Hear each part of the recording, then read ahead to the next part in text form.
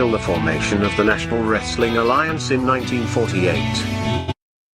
The NWA as a central governing body, with its singular, undisputed world champion, would be absolute and undeniable. This control, combined with the expansion of the interstate highway system, and the inevitable popularity and availability of regional television, would usher in an era of wrestling that was defined by what would come to be known as the territory system. The territory system would dominate wrestling for nearly 4 decades, while the borders, authority, popularity, and obedience of individual NWA territories was in a near constant state of flux. To this day, the impact and influence of these territories is still felt. Each territory had its own signature promoter and star. While it is impossible to cram these characteristics into a static, concrete map, we are damn sure going to try anyway. So open up your eyes, way before it gets too late. Now one man, there's no way you can hit the streetlights running, don't give a damn. A simple explanation that you'll never find.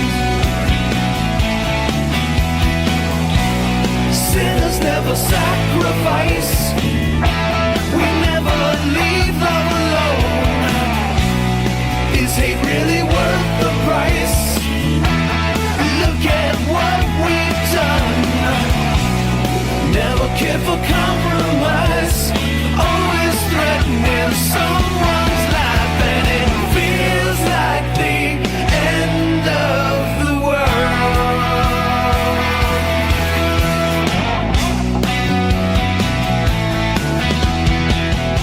All right, welcome to episode 8 of This Week in Wrestling. Yes, sir. Hosted by Mike Monty and Jimmy Farrow, the sister publication of Long Island's #1 pro wrestling broadcast, Monty and Farrow, which is seen every Thursday from 9 p.m. to 10 p.m. Do the brothers and sisters get along here? I never asked the brothers. Is there a friendly battle between the brother and the sister? I wonder. They're not letting us know. So if it's happening, we're not privy to it. So anyway, we're privileged to have everybody here on Friday night and right before SmackDown, where we try to cover some of the key numbers of pro wrestling and try to keep our little banter that you usually get on Thursday nights. Little banter. A little down, right? Yeah. Oh, yeah. All right, man. NWA 73, Trevor Murdoch defeats Nick Aldis to become the new NWA World Champion. Nick Aldis put his NWA World Heavyweight Champion on the line against Trevor Murdoch at NWA 73. Murdoch would have to have retired if he didn't win the title. Dude, I can't stand stipulations like that at this point because what's he going to do? Well, you lost, go home. Well, see ya. Well, it's called a retirement match, right? Yeah, it's also called anticlimactic because, I guess, in this case... You could have saw him retiring. Yeah, because he shouldn't pin Nick Aldis. How about them apples? How's that sound? That's fair enough. I'm laughing at the notion of him pinning Nick Aldis, but I'm not laughing at the fact that he deserves it. Wow. I think he deserves it, and I do think that he's the classic mold of a good old Southern boy, Texas-type NWA World Champion. So that's cool. Congratulations to him, to Trevor Murdoch. Thoughts on Murdoch, though, right? We saw him in the WWE for a while. Isn't it amazing what he's done? I mean, at least he was afforded the opportunity to do this with the NWA. He never would have seen the light of day with staying with Vince. Do you think he's... I mean, he was tag champion, but... By winning the NWA World title, has he surpassed his father, Dick Murdoch?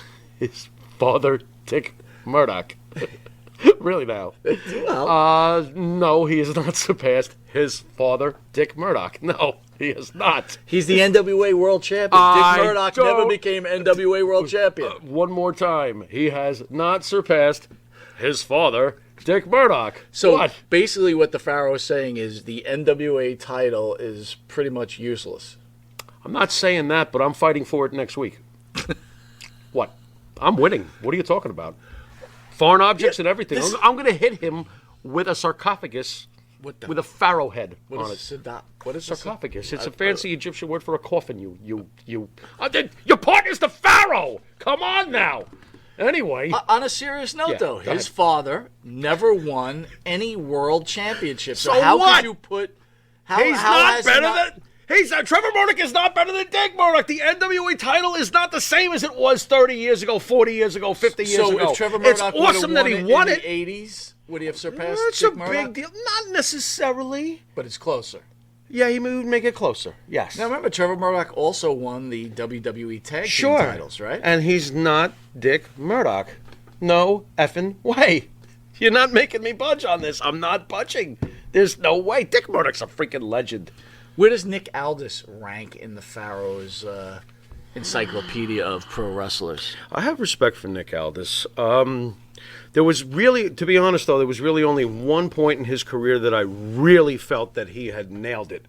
It was when he was with TNA. It was when he was wearing the suit. It was when he was being a bad guy, a very distinguished bad guy. It was almost like the British version of Nick Bockwinkel. Really enjoyed it. I thought he was excellent during that quick little phase there that was not very long, obviously. And that's when I liked him. I mean, he's done a good job being the face of the NWA. He's done the best he can. You know, I am surprised that he agreed to this. I personally would have advised him not to do this. Not to drop the title? Not to Trevor Murdoch. No. There's no one left in the company, man. Who else is he going to drop it to? That's true. I mean, unfortunately, your favorite has left us, question mark. Yeah. You know, Yeah. and, yeah, you know what, though? Again, congratulations to Trevor Murdoch. I think he's earned it. I think he deserved to get a shot at it, and that's great. It's funny that you You bring know? up Aldis being like the English Nick Bockwinkel, because we all know how I'm not a fan of Nick Bockwinkel. You hate Nick Bockwinkel. Which clearly... Why? I don't know. Which but clearly okay. tells me that I'm not a fan of Nick Aldis. In fact, Right. I think Nick Aldis is probably worse than watching Paint Dry. Interesting. I could see that. His promos suck. Yeah, they're not what they were when he was the bad Brit back in the day. Yeah. Not even that long ago. He looks the part. Oh, he looks great. He looks great. I don't even think he's that good of a wrestler, to be honest with you. He's serviceable. Yeah, thank you. That's Serviceable. about it. Right. So he's a make-believe Bockwinkel Yep. and I'll doesn't tell you, even have I'll half tell the- you who's more serviceable than he is, in my opinion, and I really don't care if people flip out. John Cena's more serviceable in the ring than he is. I agree. Tells more intense, passionate stories in Oh, the my ring. God, yeah. I mean, come on, stop. You know? That's why people always wonder, like, why doesn't Aldis make it to the WWE? He Because could've. no, but he's got nothing. He's not. He But doesn't meet the mold. He does have something. When he was doing the evil Brit in the suit, put him with Mickey. Yeah. Let them both be evil, and we've got something. I agree Presto changeo. But for some reason, it didn't happen. you book Could it it? have something to do with Mickey playing around with a certain yodel down below that she could see? Wow. I'm asking. Is Wow. that a reason why it never happened? Why Nick never showed up in the WWE? Why she never... Those are the rumors. Well, then there you go. That's pretty much it. I mean, that would have been my idea. Put them together, have him be a bad Brit, have her be his evil valet. So you're trying to say that Would've John been great. was upset over her getting with Aldis after she was with him? I I mean, let's. don't know for sure, but there's all those rumors we hear all the time, like, you know, when he's got a problem with somebody... you can't see him. You can't say that. Very good. I hear a toilet flushing and flushing, like I always say. Very good. Here in New York, you know. So that's pretty much it. Also at NWA 73, Ric Flair cuts an emotional promo and thanks Vince McMahon and Triple H. The Yes. Nature Boy was particularly grateful towards McMahon, saying, Vince McMahon, I love you, thank you. That's why I'm here. And you know that. You know what? Vince McMahon's not going to watch this, but he's going to hear about it. He's going to say Ric Flair's back where he belongs with anybody he wants to be on any given night. Yeah. Very cool. I liked seeing Rick talk. Do you ever get tired of listening to Ric Flair talk? I personally He don't. was especially good Of course. that He's night. fired up, He was, man. and he was very like Flairish. He was- like yeah, yes, Of yes. course he was. I thought that was He fantastic. wasn't like the guy in those car commercials that's reading off the cue card. Right? He had his shit together. He was That's he was everything. excellent. You know what else I found very interesting? I mean, did you think about this? When he's saying, I love Vince McMahon, I love you, Vince McMahon, I love you, Triple H, I'm going to give some props to the NWA crowd that was there and NWA fans in general. If he had said, "I love you, Vince McMahon," in front of the AEW crowd, those marks would have booed the crap out of him. They would have disregarded that he's Ric Flair, and they would have been like, "What? Boo!" And they also would have done this, if you listen carefully. They would have thrown a fit, a little hissy fit. So I found it fantastic that Ric Flair was allowed to say what he really thinks, how he really feels about the greatest promoter and owner in the history of this business, and was not booed.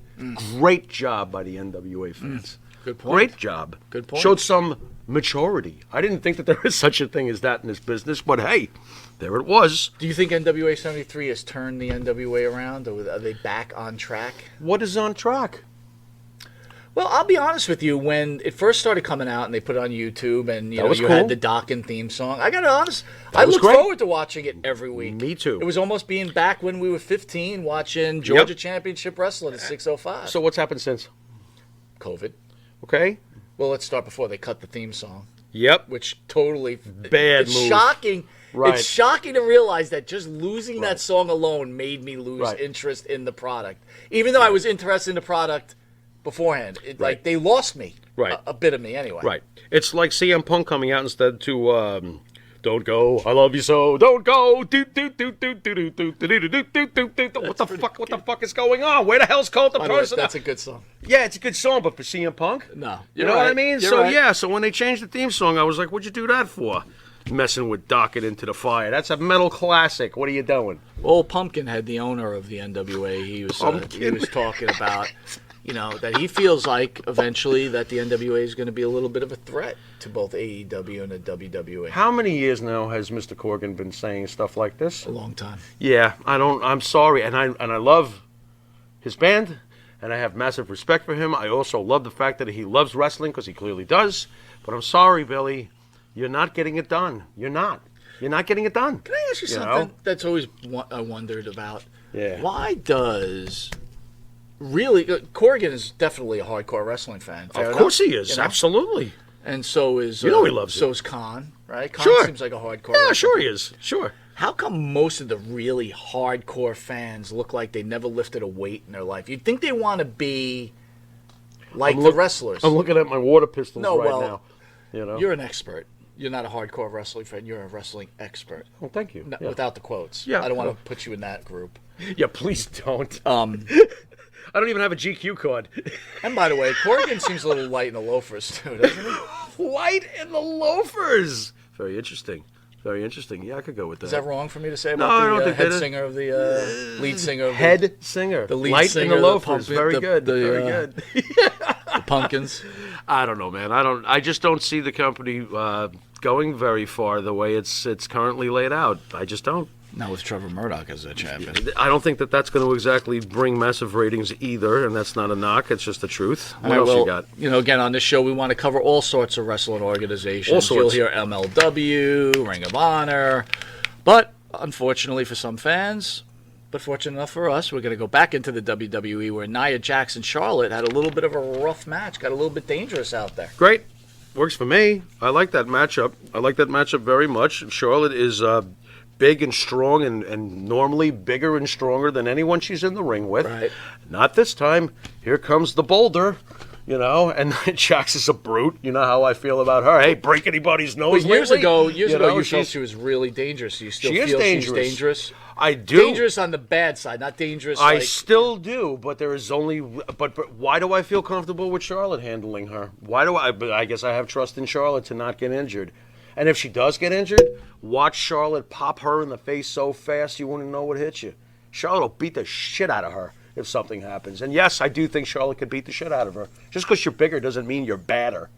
You know what I mean? I have to be honest. So- I love the way the WWE's going down. They all of a sudden flipped it, and now it's Nia's turn up the bat. I Right? think it's cool because I didn't want to see, and I spoke to some wrestling fans, they didn't want to see Asuka again now. Like, come on, we've seen that. They didn't want to see other ones. I like the Nia. Do you think Charlotte Nia's matchup. reaction going back to SummerSlam with Sasha Banks being out, and then them bringing in the man who's kind of like the pseudo bad guy, Right. So now they had to maybe she was supposed to go towards Charlotte at Raw. I don't know. You hear all the rumors. I think that they wanted to keep Charlotte fresh because, of course, you've got the people, I'm tired of Charlotte. You're tired of Charlotte. You don't even understand women's wrestling. Change the channel. Go watch a cartoon. Right. What's wrong? Actually, don't watch a cartoon. Cool people watch cartoons. Go watch some reality show about taking a dump. It's really a great point. It really is a great point. Stop, I mean, how could you not appreciate Charlotte Flair? What the hell are you looking for? The women's wrestling is so well written. It's almost amazing to me, like...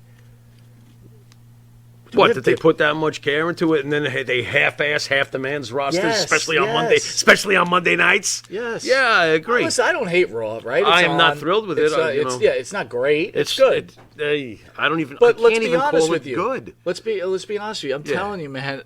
Again, I'm not trying to be anti AEW. Right.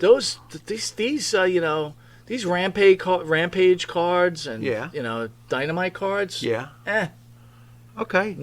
I'm highly impressed, dude. I'm actually with you on that. This past week, that's a great card. It's not a great card. I've seen better cards at the Comac Arena. Thank you. Back in the early '80s when Backlund fought Patera. Yes. I mean, stop. Right. You got to be kidding me. Right. So no, I don't think it. I think it's overblown. Okay, they do have a couple of great home runs at least, which is what I wish Raw would at least have for me. Right. The Charlotte and I thing. Okay, that's cool. Where are the home runs? Well, where are the home runs? You had the McIntyre Sheamus and Sheamus match. You weren't big on that one, huh? It's just too. They're both awesome, but it just doesn't. It's not. There's not enough magnetism there for me. I don't know. Maybe they're both missing something. Maybe the matchup just feels a little blasé. I don't know if it's colorful enough or interesting enough. I don't know. There's something about it. It doesn't knock me out. The U.S. champion? Yeah. Did you know him before he came to the WWE? Damian Priest? Yes. You mean Punishment Martinez? Yes. Yeah, sure. I saw him in other places. Absolutely, I was aware of him. Me and the Bartman been watching him now, how on and off was for he, several years now. I didn't know him until he came to the WWE. Was he good in Ring of Honor? Yeah, he's pretty good. Yeah, I like him, and I'm glad he's doing well. He's got a good look. I see this guy going places. He's got an interesting build. He does, and he looks weird good. build. Looks good. Of course, but he's got a strange build. I haven't seen too many people look like that. It's hard for me to explain. Which name do you like better? Damian Priest is a cool name. They've done a good job. Punishment Martinez was great. Punisher Martinez was great. They were both great. But Damian Priest is a good name. It's not like they turned him into something silly. Got it. That's a very cool name. Got it. I mean, they could have called him Alice the Kick. That would have been terrible. That would have been terrible. That would have been awful, No, but I tell you, I think Damian Priest, Miro. for the fans out there, this guy may have the goods. Yeah. He doesn't seem to get shaken by the fans. Yeah.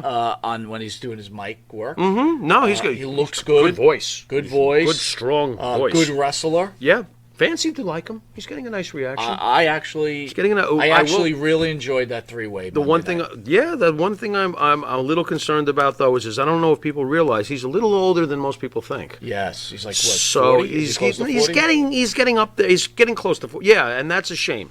That is a shame, So we'll see how long his window is with what Vince has in mind. Well, he's earned his stripes, that's for sure. So far, so good. We're going to talk about 40-year-olds. Well, we have to have some news on the famous CM Punk.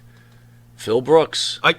For a second, I thought you weren't going to mention Phil Brooks. You got it right with CM Punk, but then you got to go get all sarcastic. Phil Brooks. CM Punk believes he could have died by staying in the WWE. Died. CM Punk left the WWE after the company ran him ragged. Ragged. He complained about his health and how his MRSA case was left untreated. Now that he's in AEW, things seem to be a lot better for this Second City savior. While talking to Busted Open Radio, I'm going to give him a little pop, CM Punk was very candid when diving into the idea of staying in the WWE. He believes that if he hadn't left Vince McMahon's company, that he might have died by now. Died. Punk said that he realized death was on its way, but he kept looking towards his hero, Harley Race, while asking himself, what would Harley do? In the end, CM Punk left the WWE and hasn't looked back. Well, you know what Harley did? Harley put a crown on his head and became something completely different. Here's one thing Harley didn't do. Yeah. Harley didn't have $7 million. No. Harley didn't have money. I don't even think he made. He probably didn't even make a quarter or half of what CM Punk made. Harley in his career. didn't have enough money to off himself by burying himself alive in a pile of cash, if that's what you're getting at. Yeah. Leading to death by finances.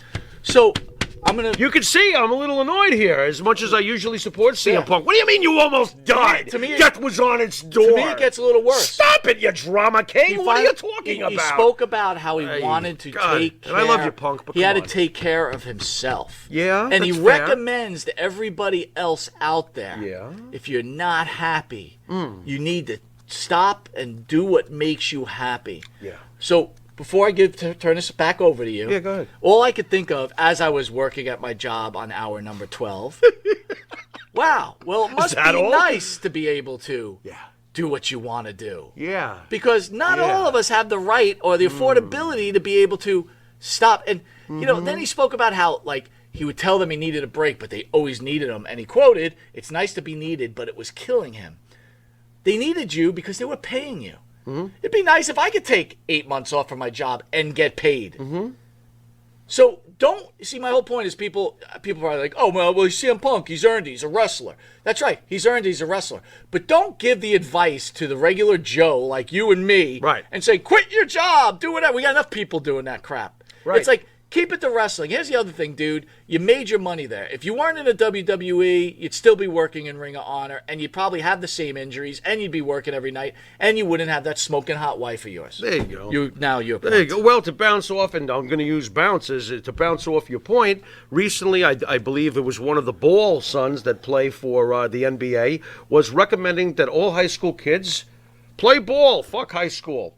Hey, asshole! 97% of high school basketball players are forced to go get a real job. You just fucked over 97% of the youth who think that your word is gospel, you moron. Kids, stay in school, get to college, save your money, use your brain. You want to bounce a ball? Bounce 2 of them on a Saturday night with the chick down the block. And try to do what makes you happy, but it's like taking that advice. And again, or the guy down the block, whatever you're into. This Sunday we got CM Punk against Darby Allen. Now, I'm sorry. Uh-oh, here we go. You want to look at featherweights fighting each other. I don't. Again, this wait a doesn't minute. look like wrestling to me. Wait. I refuse to put Punk in the Oscar De La Hoya category. Okay, I will not do that. But Darby Allen, I'll put him in the Oscar Madison category. Okay, I mean, this is just like, Darby Allen came out. And I think they did this on purpose, too. Darby Allen came out. CM Punk looked like Hulk Hogan next to him. His arms were like kaboom compared to Darby Allen. Well, Darby was wearing a jacket, by the way. You're damn right he's wearing a jacket. He's got to sweat off the rest of whatever's left of those arms. I'm going to be honest with you. If I saw that on Monday Night Raw, I would be like, You wouldn't see it on Monday Night Raw because Vince would look at them in the back and go, "I can kick both your asses. You're fired." It wouldn't happen.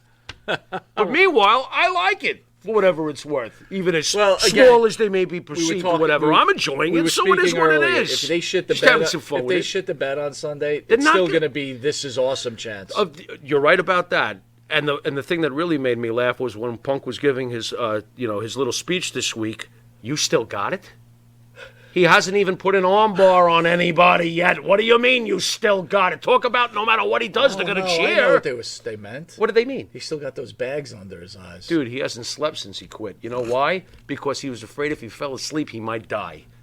Really? Because he was, he almost died in WWE, so he had to stay awake for 7 extra years until he was ready to go again. You're right. What do you think? Those bags under his eyes could hold. I mean, I don't know why he doesn't call it like. You got me busting on Punk. This is terrible. I'm taking this $1 million man's money, right? And I'm working once a week. Yeah, and I'm doing a taping. Yeah, nothing better than this. What are you talking about? That sounds horrible. I would rather die. Do you hear the stupidity? No, there's a reason why AEW is in the red and the WWE is in the black. So as many as people want to say, you want your wrestling back, congratulations, you got it. Speaking about busted open, you listen to Wregret, he's like, wait, slow down. Go ahead. Listen to who? Wregret. Oh, you don't know him? I don't think I do. Dave LaGreca. Am I supposed to know him? You know Bully Ray? Bubba Ray? Yeah, Bully Ray, yeah. They do a show together. Oh, okay. And Tommy okay. Dreamer, the most boring man in professional wrestling. Now Tommy is the most boring man in professional wrestling. Okay, I'm not going to argue with that. That's hard to argue. Yeah, no, it is hard to argue. But anyway, they're talking about the That's WWE's made for kids and AEW's, their way of wrestling, right? Mm-hmm. Where they learn wrestling. I don't know what wrestling Dave LaGreca grew up on, but if you would have saw 80-pound guys, 120-pound guys, and I'm talking 80-pound guys, right? Marco Stunt. And then you got 140-pound guys, Jungle Boy, who I do like, by the way. I like Jungle Boy. And Darby Allen. Darby and then Allen. CM Punk at 180 pounds. Stop with leave Phil alone. Phil is No, I'm 180 calling him pounds. Phil. Do you see what you've done this week? Phil. This is rough. So Well, after all, that, I'm going to die. I don't know how you say this is wrestling. Yeah. Because it's not wrestling. Not the way we understood it No. to be, and not in the Roman Coliseum days, and not in the days that we grew up with. So yeah, It's no different than Glow. Wow, that's rough. All right, anyway, we want to wish everybody a great weekend and a happy Labor Day. Enjoy SmackDown. You've been watching This Week in Pro Wrestling, hosted by Mike Monty. This is the Pharaoh, and until next week when we get to episode 9, later.